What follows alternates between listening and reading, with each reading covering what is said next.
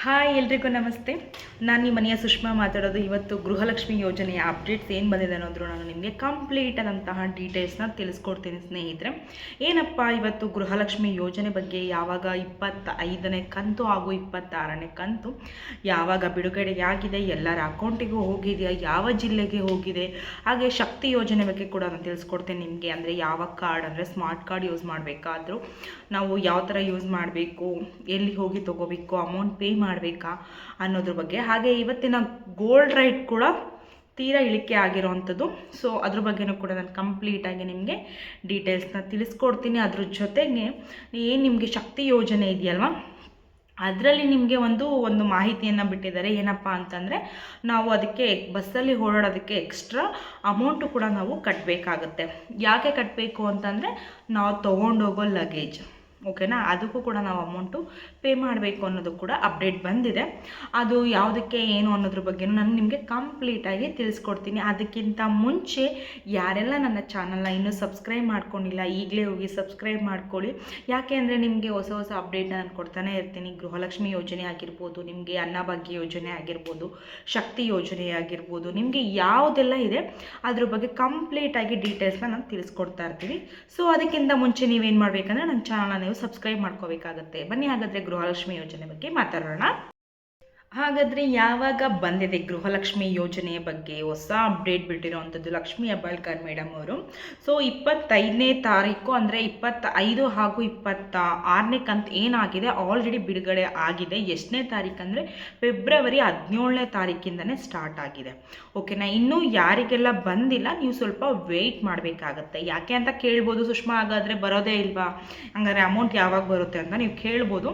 Amount ಇಲ್ಲ, ಎಲ್ರಿಗೂ ಖಂಡಿತವಾಗ್ಲೂ ಒಂದಿನ ಲೇಟ್ ಆದ್ರೂ ನಿಮಗೆ ಎಲ್ಲರಿಗೂ ಕೂಡ ಅಮೌಂಟು ಬಂದೇ ಬರುತ್ತೆ. ಯಾಕೆ ಅಂತಂದರೆ ಈಗಿನ ಇದರಲ್ಲಿ ಅಪ್ಡೇಟ್ ಅಂತಂದರೆ ಮೊದಲನೇ ಹಂತದಲ್ಲಿ ಇಷ್ಟು ಜನಕ್ಕೆ ಅಂತ ಅಮೌಂಟ್ ಕ್ರೆಡಿಟ್ ಆಗುತ್ತೆ, ಎರಡನೇ ಹಂತದಲ್ಲಿ ಇಷ್ಟು ಜನಕ್ಕೆ ಅಂತ ಹೋಗುತ್ತೆ, ಮೂರನೇ ಹಂತದಲ್ಲಿ ಇಷ್ಟು ಜನಕ್ಕೆ ಅಂತ ಹೋಗುತ್ತೆ. ಹೆಂಗೆ ಅಂತ ಅಂದರೆ ನೀವು ಹೆಂಗೆ ಅಂತ ಕೇಳ್ಬೋದು. ಸೊ ಈಗ ಮೊದಲನೇ ಹಂತದಲ್ಲಿ ಒಂದು 30 ಲಕ್ಷ ಜನಕ್ಕೆ ಕ್ರೆಡಿಟ್ ಆಗ್ಬೋದು, ಇನ್ನು ಎರಡನೇ ಹಂತದಲ್ಲಿ ಒಂದು 50 ಜನಕ್ಕೆ ಆಗ್ಬೋದು, ಮೂರನೇ ಹಂತದಲ್ಲಿ ಇನ್ನು ಬಾಕಿ ಇರೋರ್ಗೆ ಆಗಿರ್ಬೋದು. ಓಕೆನಾ. ಸೊ ಈ ಥರ ಆಗೋದ್ರಿಂದ ಸ್ವಲ್ಪ ನಿಮಗೆ ತಡ ಆಗುತ್ತೆ. ಯಾಕೆಂದರೆ ನೀವು ವೆಯ್ಟ್ ಮಾಡಬೇಕಾಗತ್ತೆ. 17ನೇ ತಾರೀಕು ಫೆಬ್ರವರಿಯಿಂದನೇ ಸ್ಟಾರ್ಟ್ ಆಗಿದೆ ಅಮೌಂಟು, ಎಲ್ಲರ ಖಾತೆಗೂ ಬಿಡುಗಡೆ ಆಗಿದೆ. ಹಂಗಾರೆ ಯಾವ ರಾಜ್ಯಕ್ಕೆ ಹೋಗಿದೆ ಅಂದರೆ ಯಾವ ಜಿಲ್ಲೆಗಳಿಗೆ ಹೋಗಿದೆ ಅಂತ ನೀವು ಕೇಳ್ಬೋದು. ಈಗ ಹೋಗಿರೋದು ಯಾವ ಕಡೆ ಅಂತಂದರೆ, ಈಗ ಬೀದರ್ ಆಗಿರ್ಬೋದು, ಗುಲ್ಬರ್ಗ ಸೈಡು, ರಾಯಚೂರು, ಈ ಥರ ಮೈಸೂರು, ಈ ಥರ ಜಿಲ್ಲೆಗಳಿಗೆ ಆಲ್ರೆಡಿ ಕ್ರೆಡಿಟ್ ಆಗಿದೆ. ಈಗ ಪ್ರೆಸೆಂಟು ನೀವು ನನ್ನ ವೀಡಿಯೋಸ್ನ ನೋಡ್ತಿರೋರು ಕಮೆಂಟ್ ಹಾಕಬೇಕಾಗುತ್ತೆ. ಸೊ ಯಾವ ಜಿಲ್ಲೆಗೆ ಬಂದಿದೆ, ಯಾವ ಜಿಲ್ಲೆಗೆ ಬಂದಿಲ್ಲ ಅಂತಂದರೆ ಅದು ವಿಡಿಯೋ ನೋಡೋರ್ಗೂ ಕೂಡ ಗೊತ್ತಾಗುತ್ತೆ. ಓ ಈ ಥರ ಬಂದಿದೆ. ಈಗ ಕಮೆಂಟ್ ಬಾಕ್ಸ್ ಓಪನ್ ಮಾಡ್ತಾರೆ ಅಲ್ವ ಅವರು, ಅಂದರೆ ಈ ಜಿಲ್ಲೆಗೆ ಬಂದಿರೋರು ಕಮೆಂಟ್ ಮಾಡಿದ್ರೆ ಓ ನಮಗೂ ಬರ್ಬೋದು ಲೇಟಾಗಿ ಅಂತ, ಅವರು ಕೂಡ ಆತಂಕ ಪಡೋ ಅವಶ್ಯಕತೆ ಇಲ್ಲ. ಅದರಿಂದ ನೀವು ಕಮೆಂಟ್ ಹಾಕೋದ್ರಿಂದ ಎಲ್ಲ ಜನತೆಗೂ ಕೂಡ ಗೊತ್ತಾಗುತ್ತೆ, ಎಲ್ಲರಿಗೂ ಕೂಡ ವಿಷಯ ಮುಟ್ಟುತ್ತೆ. ಓಕೆನಾ. ಸೊ ಹಾಗಾಗಿ ನೀವು ನಿಮ್ಮ ಜಿಲ್ಲೆಗೆ ಬಂದಿದೆ ಅಂತಂದರೆ ಕಮೆಂಟ್ ಹಾಕಿ, ಎಷ್ಟನೇ ಕಂತದ್ದು ಬಂದಿದೆ ಅಂತ ಹೇಳಿಬಿಟ್ಟು ಒಂದು ಕಮೆಂಟ್ ಹಾಕೋದ್ರಲ್ಲಿ ನಾವು ಇಷ್ಟು ಕಷ್ಟಪಟ್ಟು ವಿಡಿಯೋ ಮಾಡೋದ್ರಲ್ಲೂ ಒಂದು ಪ್ರಯೋಜನ ಆಗುತ್ತೆ ಅಂತ ನನ್ನ ಅಭಿಪ್ರಾಯ. ಸೊ ನೀವು ಯಾವ ಥರ ಇದು ಮಾಡ್ತೀರಾ, ಮೆಸೇಜ್ ಮಾಡಿದ್ರೆ ಬೇರೆಯವ್ರಿಗೂ ಕೂಡ ಹೆಲ್ಪ್ ಆಗುತ್ತೆ ಅನ್ನೋದಕ್ಕೋಸ್ಕರ ನಾನು ಮೆಸೇಜ್ ಮಾಡಿ ಅಂತ ಹೇಳೋದು. ಓಕೆನಾ. ಸೊ ಹಾಗಾದರೆ ನೆಕ್ಸ್ಟು ಈ ಗೃಹಲಕ್ಷ್ಮಿ ಯೋಜನೆಯದು ಏನಿದೆ, ಈಗ ನಿಮಗೆ 26ನೇ ಕಂತದ್ದು ಕ್ರೆಡಿಟ್ ಆಗಿದೆ. ಸೊ ವೆಯ್ಟ್ ಮಾಡಿ. ಬಂದಿರೋರು ಕೂಡ ಇವಾಗ ಆಲ್ರೆಡಿ ಹೋಗಿ ಒಂದ್ಸಲ ಬ್ಯಾಂಕಲ್ಲೂ ಕೂಡ ಹೋಗಿ ಒಂದ್ಸಲ ಚೆಕ್ ಮಾಡಿ, ಯಾರು ಕೂಡ ಭಯ ಪಡೋ ಅವಶ್ಯಕತೆ ಇಲ್ಲ. ಅಮೌಂಟ್ ಅಂತೂ ಎಲ್ರಿಗೂ ಕ್ರೆಡಿಟ್ ಆಗೇ ಆಗುತ್ತೆ. ಸೊ ಇನ್ನೂ ಒಂದು ಏನಪ್ಪ ಇದರಲ್ಲಿ, ಯಾಕೆ ಈಗ ಅಮೌಂಟು ಕ್ರೆಡಿಟ್ ಆಗ್ತಾ ಇಲ್ಲ ಕೆಲವು ಜನಗಳಿಗೆ ಅಂತಂದರೆ, ಅದರಲ್ಲೂ ಕೂಡ ಫೇಕ್ ಮಾಡ್ತಾ ಇದ್ದಾರೆ. ನಾನು ಹೇಳಿರೋ ಪ್ರಕಾರ ಅಂದರೆ ಲಾಸ್ಟ್ ವಿಡಿಯೋದಲ್ಲಿ ನಿಮಗೆ ಹೇಳಿ ತಿಳಿಸಿದ್ದೆ. ಏನಪ್ಪ ಅಂತಂದರೆ ಅಂದರೆ ಈಗ ಏನಿರುತ್ತೆ ಅಲ್ವ, ಈಗ ಟ್ಯಾಕ್ಸ್ ಪೇಯರ್ ಆಗಿರ್ತಾರೆ ಅವರು. ಓಕೆನಾ. ಟ್ಯಾಕ್ಸ್ ಪೇಯರ್ ಆಗಿರೋರು ಕೂಡ ಫೋರ್ಜರಿ ಕೆಲಸ ಅಂತಂದರೆ ಫೇಕ್ ಸರ್ಟಿಫಿಕೇಟ್ನ ಸಬ್ಮಿಟ್ ಮಾಡಿ ಗೃಹಲಕ್ಷ್ಮಿ ಯೋಜನೆ ಬರೋ ಥರ ಕೂಡ ಮಾಡ್ಕೋತಿದ್ದಾರೆ. ಸೊ ಇಂಥವರಿಗೆ ಕೂಡ ಸರ್ಕಾರ ಅದನ್ನೆಲ್ಲ ಪರಿಶೀಲನೆ ಮಾಡಿ ಕೂಡ ಸ್ಟಾಪ್ ಮಾಡಿರುತ್ತೆ. ಸೊ ಇಲ್ಲಿ ಒಬ್ಬೊಬ್ಬರಿಗೆ KYC ಆಗಿರಲ್ಲ. ಓಕೆನಾ. ಈ KYC ಆಗಿರೋದಿಲ್ಲ. ಈ ಥರ ಎಲ್ಲ ಪ್ರಾಬ್ಲಮ್ಗಳಿದೆ.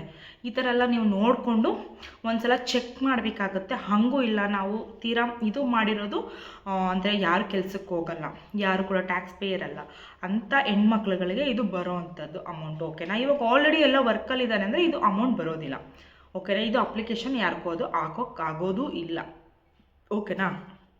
ಸೊ ಆ ಥರ ಇರುವಾಗ ನೀವು ಏನು ಮಾಡಬೇಕು, ಯಾರಿಗೆ ಬರ್ತಿದೆ ಅಂದರೆ ಇವಾಗ ಇನ್ನೊಂದು ಏನಾಗ್ಬಿಟ್ಟಿದೆ ಅಂತಂದರೆ ಇದರಲ್ಲಿ ಗೃಹಲಕ್ಷ್ಮಿ ಯೋಜನೆಯಲ್ಲಿ ಈ ಥರ ಒಂದು ಸಮಸ್ಯೆ ಆದರೆ ಇನ್ನೊಂದು ಥರ ಸಮಸ್ಯೆ ಸ್ಟಾರ್ಟ್ ಆಗಿದೆ. ಅಂದರೆ ಈಗ ಯಾರು ಮರಣ ಹೊಂದಿರ್ತಾರೆ, ಈಗ ಒಂದು 68,000 ಜನ ಕೂಡ ಮರಣ ಹೊಂದಿದ್ದಾರೆ, ಆದರೂ ಕೂಡ ಅವ್ರ ಅಕೌಂಟ್ಗೆ ದುಡ್ಡು ಹೋಗಿದೆ. ಓಕೆನಾ, ಈ ಥರ ಅದನ್ನು ಕೂಡ ಪರಿಶೀಲನೆ ಮಾಡಿದ್ದಾರೆ.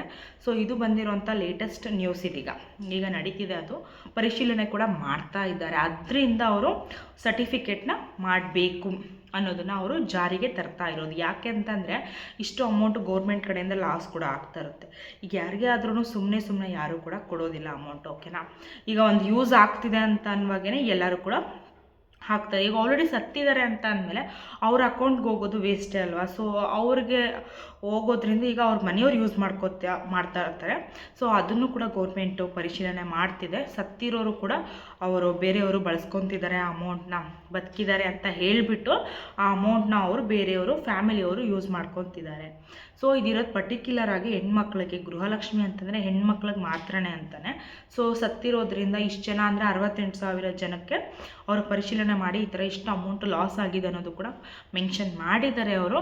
ಸೊ ಹಾಗಾಗಿ ನೀವೇನು ಮಾಡಬೇಕು ಅಂತಂದರೆ ಅದಕ್ಕೆ ಅವರು ಲೈಫ್ ಸರ್ಟಿಫಿಕೇಟ್ನ ಕೇಳ್ತಾ ಇರೋದು. ಇದು ಒಂದು ಮಾಡಲೇಬೇಕು. ಯಾಕೆಂದರೆ ಅದನ್ನು ಒಂದು ಸ್ವಲ್ಪ ಜಾರಿಗೆ ತರ್ತಾ ಇರೋ ಉದ್ದೇಶನೇ ಇದು. ಸಿದ್ದರಾಮಯ್ಯ ಹಾಗೂ ಲಕ್ಷ್ಮೀ ಹೆಬ್ಬಾಳ್ಕರ್ ಮೇಡಮ್ ಆಗಿರ್ಬೋದು, ನಿಮಗೆ ಜಾರಿಗೆ ಈ ಒಂದು ಏನಿದೆ ವಿಷಯ ಅಂದರೆ ಲೈಫ್ ಸರ್ಟಿಫಿಕೇಟ್ ಏನಿದೆ ಅದನ್ನು ಎಲ್ಲರೂ ಕೂಡ ಅಪ್ಡೇಟ್ ಮಾಡಬೇಕಾಗುತ್ತೆ ವರ್ಷಕ್ಕೊಂದ್ಸಲ. ಯಾಕಂದರೆ ಅವಾಗ ಗೊತ್ತಾಗುತ್ತೆ ಸೊ ಅವ್ರು ಬದುಕಿದಾರಾ ಇಲ್ವಾ, ಆಲ್ರೆಡಿ ಅವ್ರಿಗೆ ಅಮೌಂಟ್ ಹೋಗ್ತಿದೆಯಾ ಇಲ್ವಾ ಅನ್ನೋದು ಕೂಡ ಅವ್ರಿಗೆ ಪಕ್ಕ ಮಾಹಿತಿ ಗೊತ್ತಾಗ್ಬಿಡುತ್ತೆ ಗೌರ್ಮೆಂಟ್ಗೆ. ಅದರಿಂದ ಯಾರು ಕೂಡ ವರಿ ಮಾಡೋವಂಥದ್ದಿಲ್ಲ, ಎಲ್ರಿಗೂ ಕೂಡ ಅಮೌಂಟ್ ಕ್ರೆಡಿಟ್ ಆಗ್ತಾ ಹೋಗ್ತಾಯಿರುತ್ತೆ. ಹಂಗಾದ್ರೆ ನೀವು ಕೇಳ್ಬೋದು, ಸುಷ್ಮಾ ಹಾಗಾದರೆ 25ನೇ ಕಂತು ಅಮೌಂಟೇ ಬಂದಿಲ್ಲ, 26 ಬರುತ್ತಾ ಅಂತ ನೀವು ಒಂದು ಪ್ರಶ್ನೆ ಮಾಡ್ಬೋದು. ಸೊ ಈಗ ಅವ್ರು ಹೇಳಿರೋ ಪ್ರಕಾರ, ಲಕ್ಷ್ಮೀ ಹೆಬ್ಬಾಳ್ಕರ್ ಮೇಡಮ್ ಹೇಳಿರೋ ಪ್ರಕಾರ ಯಾರಿಗೆ ಅಂದರೆ 25ನೇ ಕಂತು ಬಂದಿಲ್ಲ ಅವರಿಗೆ ಇವಾಗ ಫಸ್ಟು 26ನೇ ಕಂತದ್ದು ಹಾಕಲ್ಲ ಅವರು, ಫಸ್ಟ್ 25ನೇ ಕಂತಿದ್ದು ಅಮೌಂಟ್ನ ಅವರು ಜಮೆ ಮಾಡ್ತಾರೆ. ಅದಾದ ನಂತರ ನಿಮಗೆ 26ನೇ ಕಂತು ಬರುತ್ತೆ. ಓಕೆನಾ, ಹಾಗಾಗಿ ನೀವು ವೆಯ್ಟ್ ಮಾಡಬೇಕಾಗುತ್ತೆ. ಒಂದು ಕಂತಾದಮೇಲೆ ಹಂತದಲ್ಲಿ ಅವರು ನಿಮಗೆ ಕ್ರೆಡಿಟ್ ಮಾಡ್ತಾ ಹೋಗ್ತಾರೆ. ಓಕೆನಾ, ಸೊ ಯಾರು ಕೂಡ ವರಿ ಮಾಡೋ ಅಂತಹ ಅವಶ್ಯಕತೆ ಇಲ್ಲ.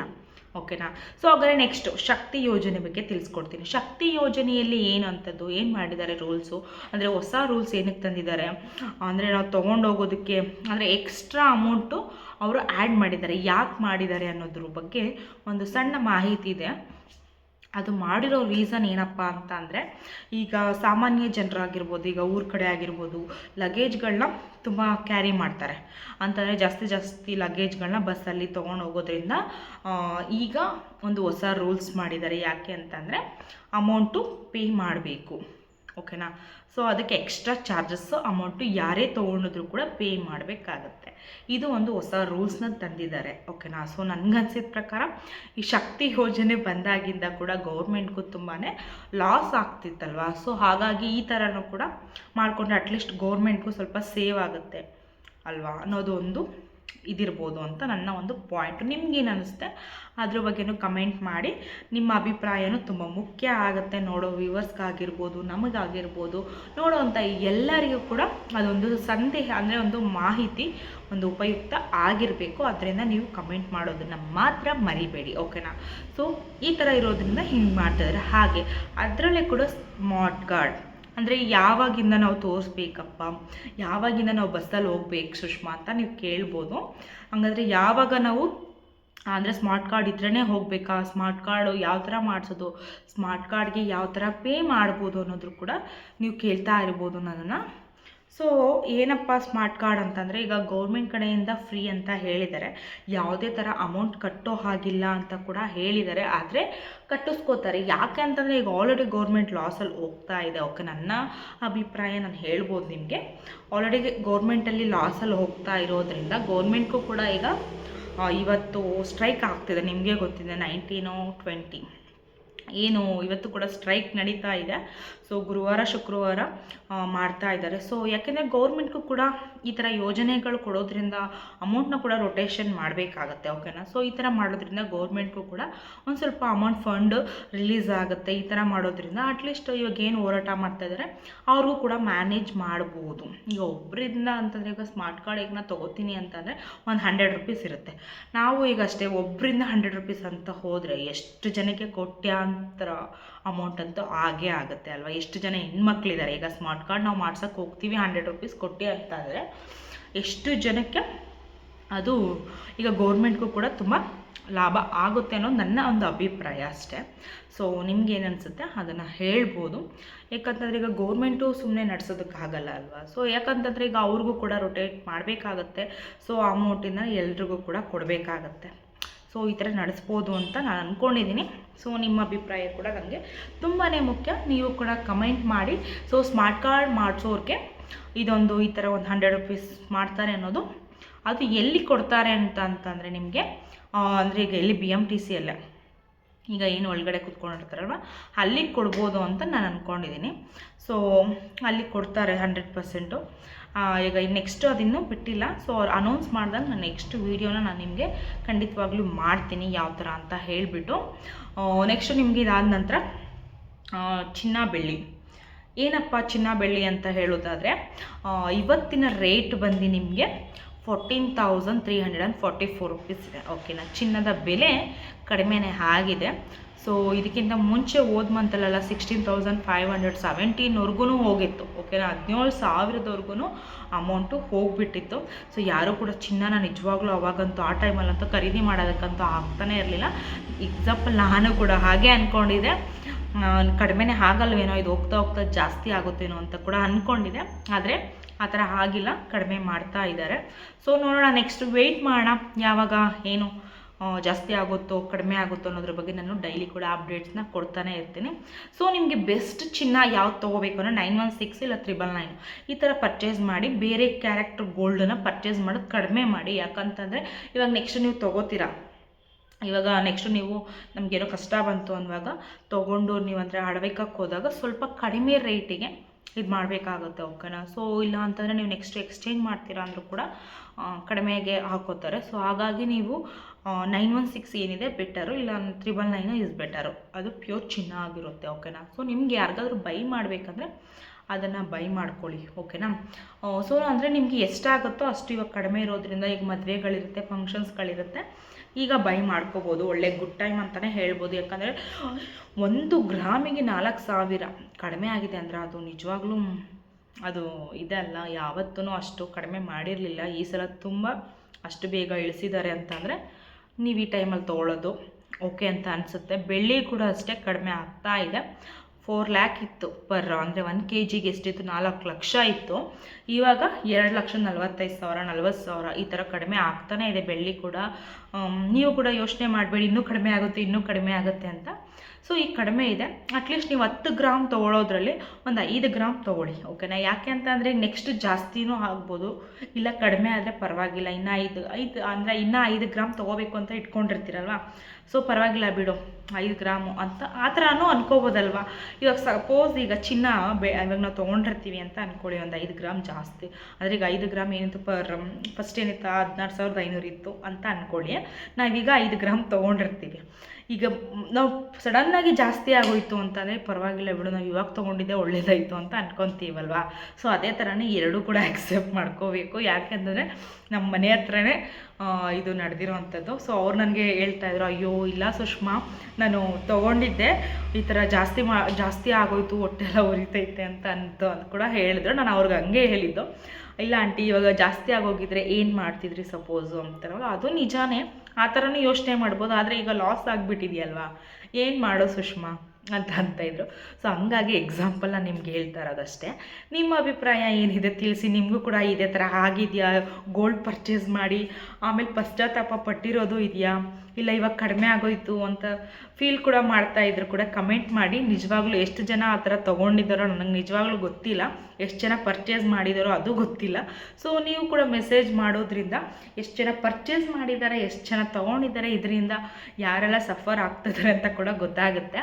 ಸೊ ನನಗೆ ಆಮೇಲೆ ಗೊತ್ತಾಯಿತು ಗೋಲ್ಡ್ ರೈಟ್ದು ಈ ಥರ ಕೂಡ ವೇರಿಯೇಷನ್ಸ್ ಆಗ್ತಾ ಇರುತ್ತೆ, ಒಂದೇ ಇದರಲ್ಲಿ ಇರೋದಿಲ್ಲ ಅಂತ ಹೇಳಿ. ಸೊ ನೆಕ್ಸ್ಟ್ ಇನ್ನೇನು ಬಜೆಟ್ ಸ್ಟಾರ್ಟ್ ಮಾಡ್ತಾರೆ, ಸಿದ್ದರಾಮಯ್ಯ ಸರ್ ಅನೌನ್ಸ್ ಮಾಡಿದ್ದಾರೆ ಮಾರ್ಚ್ ಫಸ್ಟ್ ವೀಕಲ್ಲಿ ಮಾಡಬೇಕು ಅನ್ನೋದ್ರ ಬಗ್ಗೆನೂ ಕೂಡ. ಅದರಲ್ಲೆಲ್ಲ ಏನೇನು ಜಾಸ್ತಿ ಆಗುತ್ತೋ ಕಡಿಮೆ ಆಗುತ್ತೋ ವೇರಿಯೇಷನ್ಸ್ ಆಗುತ್ತೋ ಗೊತ್ತಿಲ್ಲ, ಆದರೆ ಎಲ್ಲನೂ ಆಗ್ತಾನೇ ಇರುತ್ತೆ. ಓಕೆನಾ. ಸೊ ಯಾವುದೂ ಕೂಡ ಒಂದೇ ಥರ ಇರೋದಿಲ್ಲ, ಎಲ್ಲ ಚೇಂಜಸ್ ಆಗ್ತಾ ಇರುತ್ತೆ. ನೆಕ್ಸ್ಟ್ ಫ್ಯೂಚರ್ಸಲ್ಲಿ ಇನ್ನೂ ಬದಲಾವಣೆ ಆಗ್ತಾನೆ ಹೋಗ್ತಾ ಇರುತ್ತೆ ಅಂತ ಹೇಳ್ತಾ, ನೆಕ್ಸ್ಟ್ ನಿಮಗೆ ಇನ್ನೂ ಈ ವಿಡಿಯೋ ನಿಮಗೆ ಪೂರ್ತಿಯಾಗಿ ಎಲ್ಲೂ ಕೂಡ ಸ್ಕಿಪ್ ಮಾಡಿ ನೋಡೋದಕ್ಕೆ ಹೋಗಬೇಡಿ, ಫುಲ್ ಎಂಡ್ವರೆಗೂ ನೋಡಿ. ಯಾಕಂತಂದರೆ ಈಗ ಕೆಲವರು ವೀಡಿಯೋನ ನೋಡ್ತಾ ಇರ್ತೀರ, ಆಫ್ ಬೇರೆ ಜಸ್ಟ್ ಮಾಹಿತಿನ ಮಾತ್ರ ತಿಳ್ಕೊಂಡ್ರೆ ಸಾಕು ಅಂತ ಹೇಳ್ಬಿಟ್ಟು ಓಡಿಸ್ತಾ ಇರ್ತೀರಿ, ಫಾರ್ವರ್ಡ್ ಮಾಡ್ತಾ ಇರ್ತೀರ. ಆ ಥರ ಮಾಡೋದಕ್ಕೆ ಹೋಗಬೇಡಿ. ಸೊ ಪೂರ್ತಿಯಾಗಿ ಫಸ್ಟಿಂದ ಎಂಡ್ವರೆಗೂ ವೀಡಿಯೋಸ್ನ ನೋಡಿ, ನಿಮಗೆ ನಿಜವಾಗ್ಲೂ ಯೂಸ್ಫುಲ್ ಆಗುತ್ತೆ. ಏನಾದರೂ ಡೌಟ್ ಇತ್ತು ಅಂತಂದರೆ ನಮಗೆ ಮೆಸೇಜ್ ಹಾಕಿ. ಸೊ ನಾನು ವಾಟ್ಸಪ್ ಲಿಂಕು ಕೂಡ ಮೆನ್ಷನ್ ಮಾಡಿರ್ತೀನಿ, ನೀವು ಅದರಲ್ಲಿ ನನಗೆ ಮೆಸೇಜ್ ಮಾಡ್ಬೋದು. ಓಕೆನಾ. ನೆಕ್ಸ್ಟ್ ಇನ್ನು ಯಾರೆಲ್ಲ ವರ್ಕ್ ಫ್ರಮ್ ಹೋಮ್ ಬೇಕು, ಓಕೆನಾ, ಈಗ ನಿಮಗೆ ಅನಿಸಿರುತ್ತೆ ವರ್ಕ್ ಫ್ರಮ್ ಹೋಮ್ ಮಾಡ್ಬೋದಾ, ಮನೇಲಿ ಕೂತ್ಕೊಂಡು ಮಾಡ್ಬೋದಾ ಅಂತ ಇರೋರಿಗೆ, ಅದು ಹೆಣ್ಮಕ್ಳಾಗಿರ್ಬೋದು ಗಂಡು ಮಕ್ಕಳಾಗಿರ್ಬೋದು, ಮೆಸೇಜಲ್ಲಿ ಲಿಂಕಲ್ಲಿ ಹಾಯ್ ಅಂತ ಮಾಡಿ. ಸೊ ನಿಮ್ಗೇನಾದರೂ ವರ್ಕ್ ನೀಡಿದರೆ ನಾನು ಎಕ್ಸ್ಪ್ಲೈನ್ ಮಾಡ್ತೀನಿ ನಿಮಗೆ ಯಾವ ಥರ ವರ್ಕ್ ಇದೆ ಅಂತ ಹೇಳಿಬಿಟ್ಟು. ಸೊ ನನಗೆ ಮೆಸೇಜಲ್ಲಿ ಒಂದು ಹಾಯ್ ಅಂತಾದರೂ ಹಾಕಿಲ್ಲ ರೆಸ್ಯೂಮ್ ಸೆಂಡ್ ಮಾಡಿ. ಓಕೆನಾ. So thank you so much. ನಿಮಗೆ ಈ ಇನ್ಫಾರ್ಮೇಷನ್ನು ಇಷ್ಟ ಆಗಿರುತ್ತೆ ಅಂತ ಅಂದ್ಕೊಂಡಿದ್ದೀನಿ. ಇದು ನನ್ನ ಫಾಲೋ ಮಾಡೋದನ್ನು ಮಾತ್ರ ಮರಿಬೇಡಿ, ಹಾಗೆ ಒಂದು ಲೈಕ್ ಕೂಡ ಕೊಡಿ ಅಂತ ಹೇಳ್ತಾ ಥ್ಯಾಂಕ್ ಯು ಸೋ ಮಚ್. ನನ್ನ ವಿಡಿಯೋ ನೋಡಿದ್ದಕ್ಕೆ ಇಷ್ಟೊತ್ತರೆಗೂ ಥ್ಯಾಂಕ್ ಯು.